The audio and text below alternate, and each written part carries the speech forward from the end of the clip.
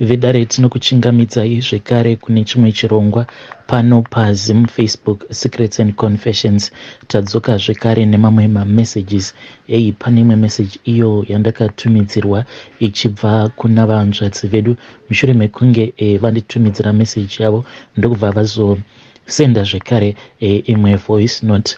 Zvakangoma zvevedubwe vanzi makadi zvenyu mukoma, ndinokumbirawo kuti munge muchindiposterawo nyaya yangu makaviga chitupa changu. Inini hangu ndigerewo muno munyika yevatorwa yeSouth Africa, but pari zvino ndiri kugarawo nemurume wangu uyo wandakasangana naye, but dambudziko riripo nderekuti ndiri kushaya mbereko, but iye haazvizivi kuti kushaya kwandiri kuita mbereko inhau yekuda izvo zvandakasangana nazvo mushure mekunge ndauyawo muno munyika yeSouth Africa. Saka pose apa murume paanenge achiti ndanzwa kwakati kuri kunzi kune muprofita anobatsira, iniwo ndinobva ndangoti handei ikoko baba mwana, ndichita sekunge pasina kana chandinomboziva, but ndine secret yangu mukoma, secret yekuti handizivi kuti inokodzera here kuti murume wangu ndinge ndichimuudza kana kuti hazviite kuti ndinge ndichimuudza murume, ndongonyarara zvangu, ndongoramba ndakanyarara. But dambudziko riripo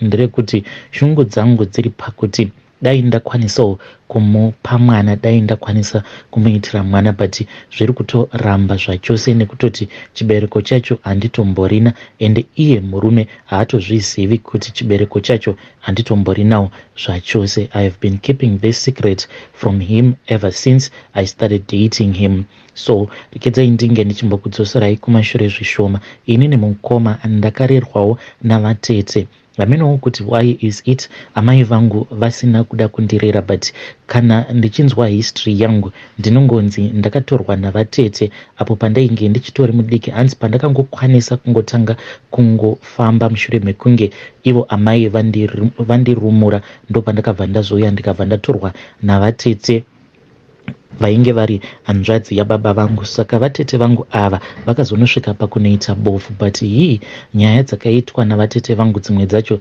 dzinotyisa, because ivo vatete vangu ava vachizonosvika pakunoita bofu vakangomuka vari bofu, but vakamuka vari mumba mevanhu, vakamuka vari panext door kutoti vange vachibvunzwa kuti naimi ko makapinda muno sei. Vatete vakatadza kupindura apa. At that time tainge tisiri kugara kumaruzevha, tainge tichiri kugara mutauni. Vatete vangu ava vainge vatori neimba yavo, but vainge vangori single woman, vainge vachitongozvirerera vana vavo vari voga, but vainge vari nespa parirenyatwa apo. So mushure mekunge vazoita bofu, vatete ndopa vakabva vazoregedza kuenda kubasa. Pamba pavo painge pasingagariki, taiti kurumwa uku taimboti zvimwe kuda itsikidzi, takasvika pakuburitsa mbedha yose panze zvichingonzi itsikidzi. Waiti kana ukaenda kunovata zviya usiku, mangwana acho makuseni waimuka wakarumwa uchitoona kutoti apa ndakarumwa, apa ndakarumwa. Saka zvainge zvichingonzi itsikidzi. Tsikidzi idzi dziri kugara mumametress. Saka taipota tichiburitsa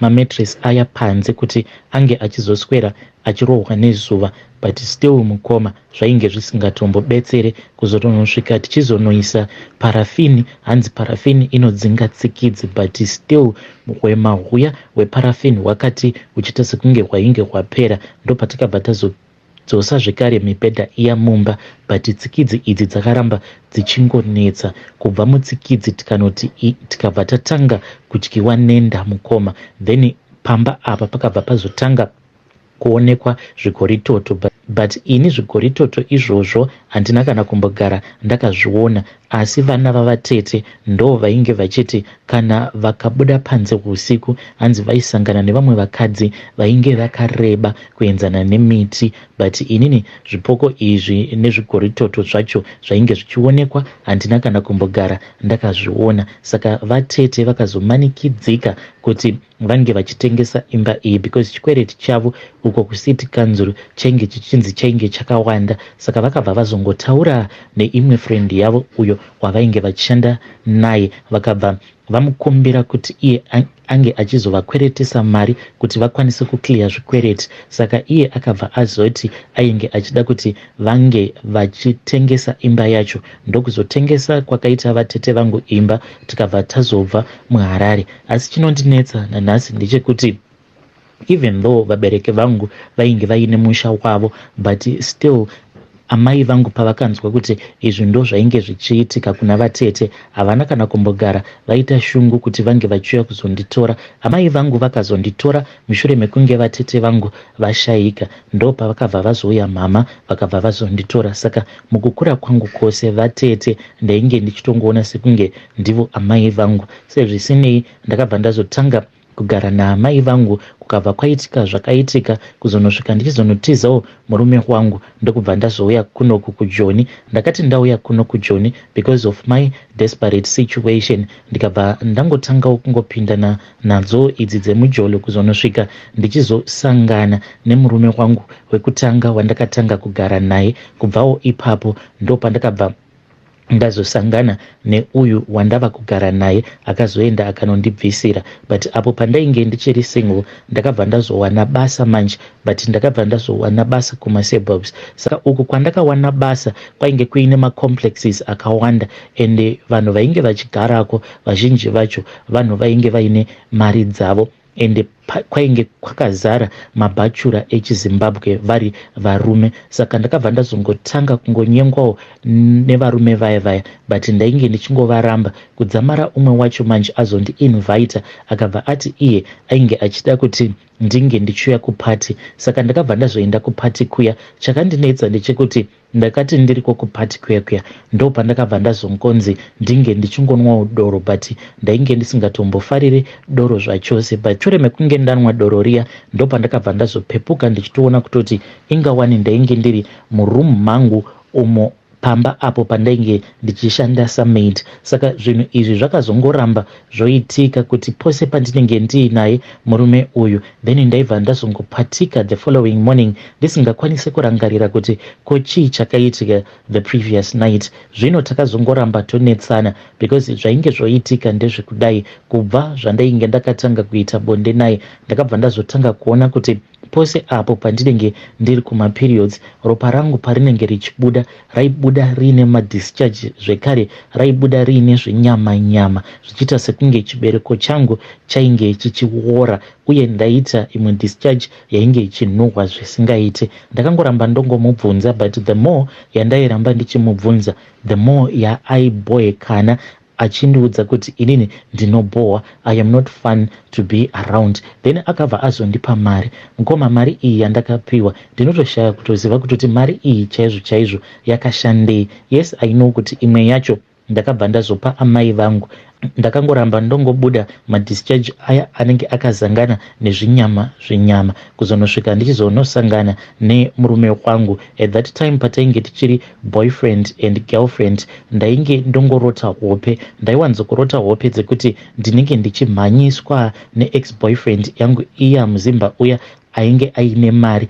Then aiti kana akandimhanyisa sometimes aibva azondimhanyisa ndobva ndaona kuti kumberi kwangu kunenge kuine imwe imba inenge yakanaka. Ndaibva ndazotanga kumhanya ndichienda kumba kuya ndaibva ndazoona kuti door rinenge rakavhurika, but ndichinopindamo mudhoo imomo ndo pandaibva ndatoona kutoti ko ingawani ndatova muchipatara. Ndobva ndaona kuti munenge muine madoctors anenge arimo anenge achinditi tipe chibereko chako, but pose apa ndainge ndichivakurira vanhu ava. Kuzonosvika ndichizonogara nemurume wangu ndo pandakabva ndazorota manje ndichinyatsokutorerwa chibereko changu, ende ndichinotorerwa chibereko changu ndakaona murume uyu achida kundigamuchidza mari. Ex-boyfriend yangu akanditi mari iyi, ainge akabata briefcase rairatidza kuti rainge riine mari, akanditi tora mari iyi undipe chibereko chako. Ndikabva ndati handisi kutengesa chibereko changu ini, maita basa zvenyu nemari yamanga muchida kundipa, but handisi kutengesa chibereko changu. Saka akabva anditi wakapusa sterek, ndanga ndichida kutokupa mari pachibereko chako chandiri kuda kutora, manje ndiri kuona kuti wakapusa sterek, mari hauizivi. zivi ndokubva ndazongoona umwe doctor wechiindia. Saka doctor uyu wechiindia akati auya ndokubva atotanga kutondiita operation. Ndikatoona kutoti ingawani munhu atobvisa chibereko changu.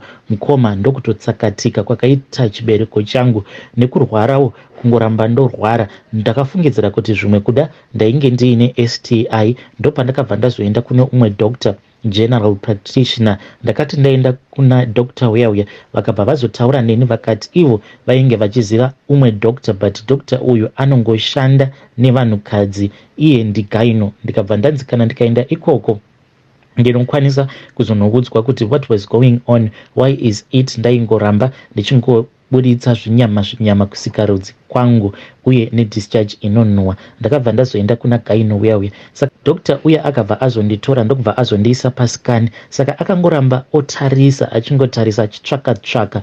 Ndikabva ndati is everything okay. Akabva anditi chiri kundishamisa ndechekuti hauna chibereko. Mungoramba ongochitsvaka but akabva atochishaya zvachose. Then akabva ati apa tikufanira kuti tinge tichitomboita malab test. Saka akabva azotora zvaakatora kusikarudzi kwangu, but maresults akabva azodzoka achiti ndainge ndisina STI uye zvekare ndainge ndisina chibereko. Mukomanashi ndo zvandakaudzwa nadoctor ivavo. Saka ndakati ndaudzwa zvose izvi kuti ndainge ndisisina chibereko, ndakashaya kuti kana murume ndingamuudza kuti kudii. Apa mukunofamba takabva tazoenda kuna umwe muprofita. Tichinosvika kuya muprofita uya akabva anongedzera kwandiri akabva azoti kumurume wangu, iwewe the reason as to why mudzimai wako uyu asiri kukwanisa kubatira pamuviri inhau yekuti ugere nemwana wevanhu but usina kana chawakamboendesa kumusha kwavo. Uri kufanira kuti unge uchienda kunomubvisira. Saka kana ukagara wamubvisira zvinoreva kuti vadzimu vake uyu mukadzi wako uyu then vanobva vazosunungura apo pavakasunga, because muprofita uyu ainge achiti chibereko changu chainge chakasungwa nevadzimu vangu.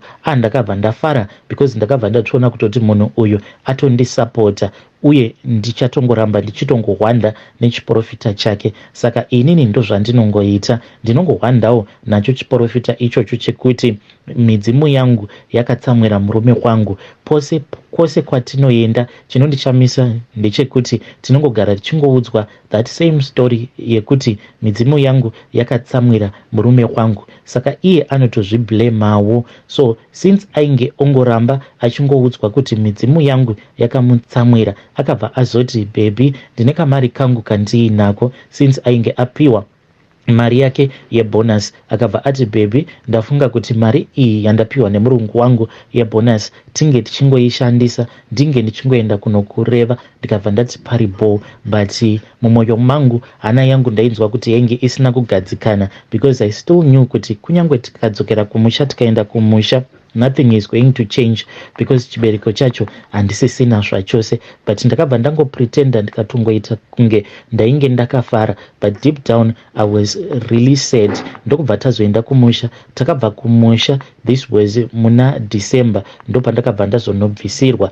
Ndokubva tazodzoka kuno. Patakadzoka kuno mukoma, murume wangu ainge atori nemahigh hopes ekutoti zvinhu zvedu now zvava kuchinyatsokufamba negwara rakanaka, but still mukoma nhumbu iri kuramba kubata. Ndinotoita sekunge hapanawo chandinoziva, but chokwadi ndichocho chekuti pandainge ndichidanana neimwe mbinga yekuzimu yandakasangana nayo muno muSouth Africa, ndiyo yakabva yatora chibereko changu ikawodza chibereko changu. Nanhasi ndinotozvinzwa kutoti chibereko handitomborina zvachose uye kumaperiods handitomboendi. Saka zvandinoita ndezvekudai, ndinoti paya mazuva angu andinenge ndichida kunyepera murume kuti ndiri kumaperiods, ndinongopfeka mapads angu ndobva ndatorara ndakapfeka mapads. Iye anenge achitofungidzira kutoti munhu ari kumaperiods. Ndinenge ndichitonyepedzera kutoisa mvura inopisa muzviempty bottles ndobva ndatanga kutozvitova dumbu rangu, kana kutoti iye ndinomuudza kuti